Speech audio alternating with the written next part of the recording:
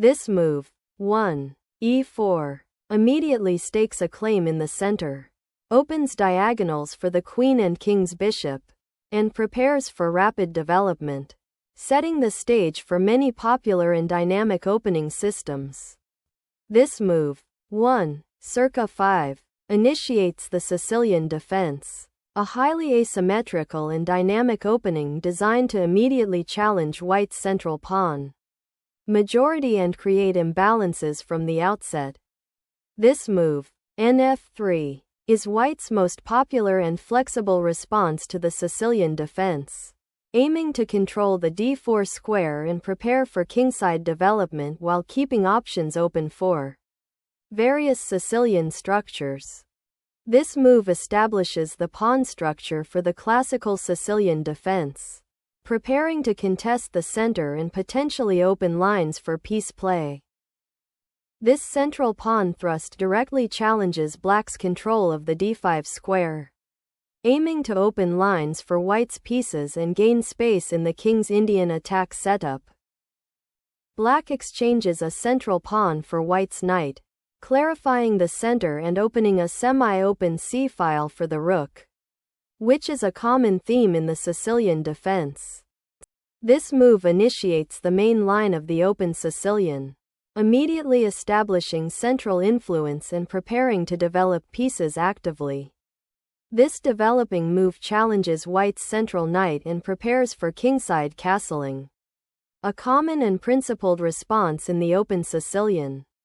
This move develops a piece to a natural central square, reinforces the d4 pawn, and prepares for further development, leading into various common variations of the open Sicilian defense. This move continues development, reinforcing the d5 square and preparing for potential pawn advances or counterplay in the center, typical of many Sicilian defense variations. This move develops the bishop to an active square, eyeing the weak f7 pawn and preparing for kingside castling, a common development strategy in the open Sicilian. This move develops the bishop to a strong diagonal, prepares to castle kingside, and aims to solidify the pawn structure while preventing white's pieces from dominating the center. This move maintains pressure on the d6 pawn and prepares for kingside castling, typical for white in this Sicilian defense variation. This move develops the bishop to a solid square, preparing to castle kingside and connect the rooks while also supporting the d-pawn. This move prepares for castling kingside and continues the development of white's pieces, aiming for control of the center and a solid pawn structure. Castling kingside is a sound and standard move, securing the king and connecting the rooks for future action along the central files. This move completes white's king safety, a standard development step in many Sicilian variations, preparing to contest the center and prepare for potential pawn breaks. This move continues to develop black's pieces, preparing to connect the rooks and potentially challenge white's centralized knight while also freeing the c8 square for a rook. This move prepares to expand the kingside pawn structure, aiming to control more central squares and potentially launch an attack. This move is a natural repositioning, transferring the queen to a more active square where it can support a potential kingside attack or prepare for central action, often aiming to connect the rooks later. This pawn advance aggressively challenges black's kingside setup, aiming to open lines for white's pieces and potentially restrict the movement of black's knight on f6. This move resolves the central tension and simplifies the position, preparing for further development of black's queenside pieces. This recapture of the knight on d4 is a standard positional idea in the Sicilian Najdorf, aiming to maintain central pawn control and prepare further development while preventing black from establishing a strong pawn presence in the center. This move resolves the pawn tension in the center, opening the e-file for black's rook and allowing the knight on f6 to potentially retreat to a more active square if necessary. This move directly targets black's weakened kingside pawn structure, aiming to exploit the now open f-file and pressure the weak f7 square.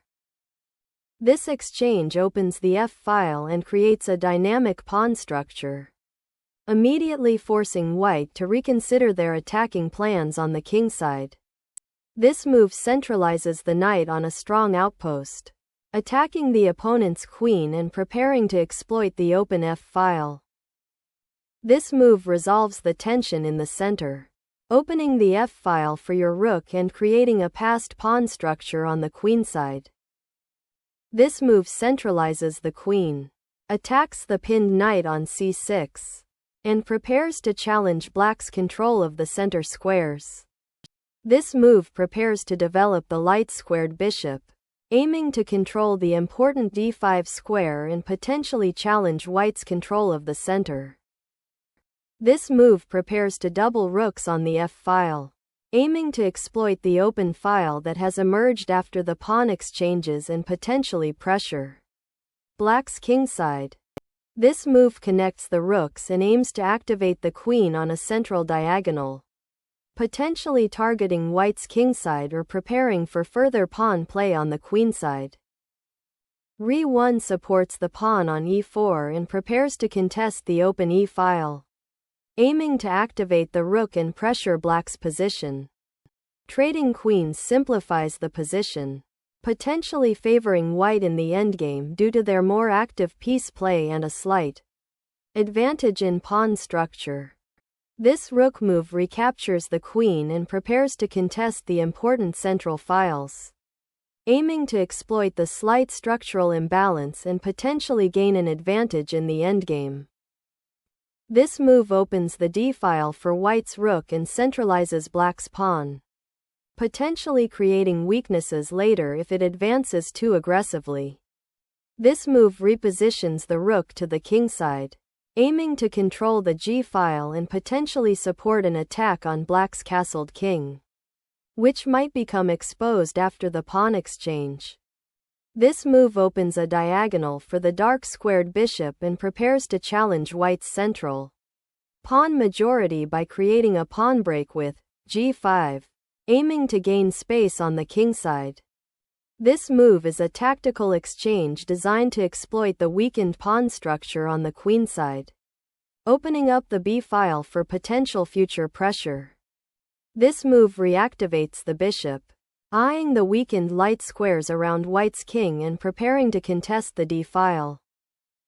This move, 21, Rxe6, sacrifices the rook to break open the kingside and exploit black's vulnerable pawn structure, aiming to create strong attacking chances with the remaining pieces. This move, 21, Bxg3, is a tactical blunder that sacrifices the bishop for an undefended pawn, weakening black's kingside and allowing white to win material due to the undefended rook on a8. This move repositions the rook to the 7th rank, attacking the pinned bishop and threatening to disrupt black's coordination by forcing further pawn advances or exchanges. This move allows white to activate their rook on the open e-file, creating immediate threats against black's weakened kingside and potentially forcing further concessions. This capture exploits black's misplaced bishop on d6 and opens the b-file, creating significant pressure against black's weakened queenside pawns. With white's rook aggressively positioned on the 7th rank, black activates the rook to defend the c-pawn and contest the open c-file, preparing to challenge white's material advantage.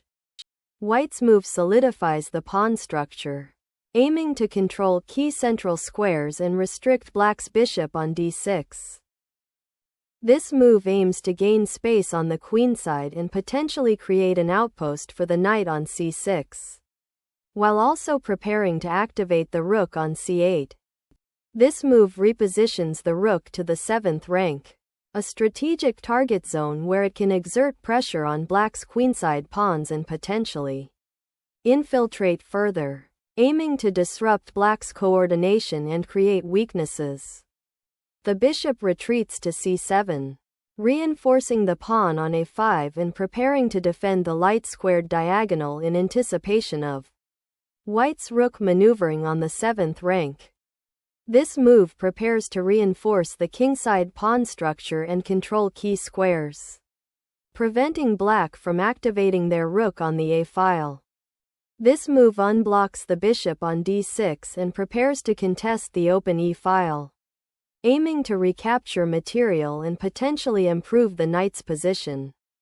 This move is a fundamental king repositioning, bringing the king towards the center to support the central pawns and potentially prepare for future king activity or defensive maneuvers in the endgame. This move repositions the rook to a more active file, preparing to challenge white's control of the c-file and potentially create counterplay against white's advanced pawns. This move activates the bishop to its most aggressive diagonal, targeting the vulnerable black king and preparing to exert pressure on the kingside and potentially create mating threats. This move activates the rook to the 3rd rank, challenging white's advanced bishop and preparing to potentially exploit the weakened light squares around the white king. This move repositions the bishop to a more active diagonal, potentially supporting the rook on the 7th rank or preparing to challenge black's bishop on d6.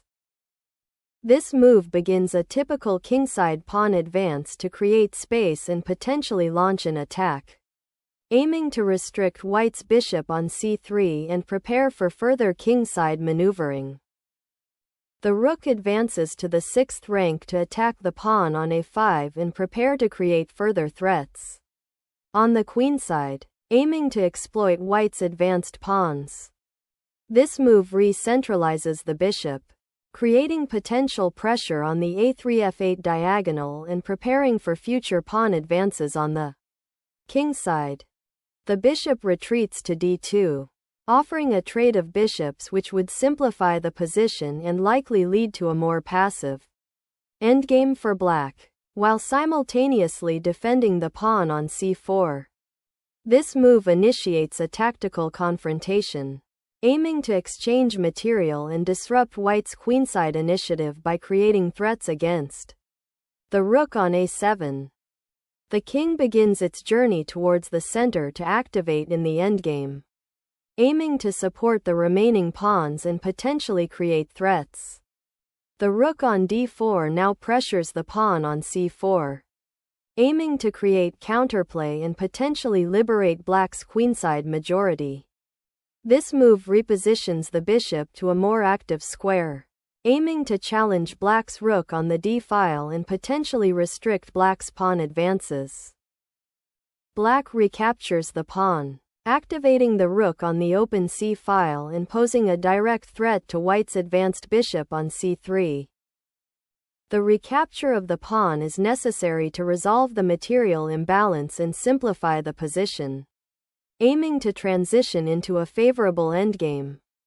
The capture on c4 sacrifices the bishop, aiming to disrupt white's central pawn control and potentially create complications with the rook on the now open c-file. The king must now become active to support the remaining pawns and potentially create counterplay. This rook move clears the c-file for potential future pressure and prepares to defend the vulnerable a5 pawn against white's king. This rook sacrifice, though capturing the pawn, allows black to regain material and consolidate their position, creating a more complex endgame with fewer pieces. This endgame material exchange simplifies the position, and black must now consider how to consolidate their advantage in pawns against white's active rook. After the exchange of queens and rooks, white recaptures the bishop, creating a decisive material advantage and simplifying into a winning endgame. This move, bxb2, recaptures the pawn white sacrificed, but it allows white's rook to become very active on the now open c-file after bxc4 and rxc4, potentially threatening black's king. This move prepares to advance the a-pawn, aiming to create a passed pawn on the queenside by supporting its advance with the rook and potentially the king. The move aims to consolidate the king's position after the pawn exchange, preparing to activate the king and potentially support the pawn majority on the queenside. This move simplifies the endgame by exchanging the remaining pieces, leading to a pawn endgame where white has a slight advantage due to their passed pawn on the queenside. This move simplifies the pawn structure, accepting an endgame where white's king is more active, but black has a potential passed pawn on the queenside after careful maneuver. The king now takes an active central role, aiming to support the remaining pawns and potentially hunt down black's isolated b-pawn. The move 40, k7 is a logical step to centralize the king, which is crucial in the endgame, preparing to support the remaining pawns and contest central squares. This move kings the monarch towards the center, aiming to activate it for the endgame by preparing to support the central pawns and control key squares. The king centralizes to participate actively in the endgame, aiming to support the remaining pawns and potentially create threats against white's kingside. This pawn push aims to create a passed pawn and restrict black's king's movement, forcing it into a defensive posture to prevent further advances. This move aims to solidify the pawn structure and prevent white's king from advancing further, though it does create a slight weakness on the light squares. This pawn push advances a passed pawn, aiming to restrict black's king and potentially create further attacking opportunities down the queenside. This pawn sacrifice, 43, kc6, aims to activate the king to support the a-pawn's advance and create active play in the endgame. This move advances the passed pawn, aiming to promote it and create a decisive material advantage. The king must escape the dangerous central file and seek safety on the queenside. Otherwise it risks falling victim to the opposing rook's controlling influence on the open a file. This is a critical endgame maneuver where moving the king to d5 aims to centralize it, prepare for pawn advances, and control key squares while defending the a-pawn. This move attempts to create an immediate pawn threat on the kingside, aiming to disrupt white's king safety and potentially open lines for counterplay, although it leaves the king somewhat exposed to further advances. This move advances the king towards the center, aiming to support the passed pawn and potentially blockade the opponent's remaining pawns on the kingside.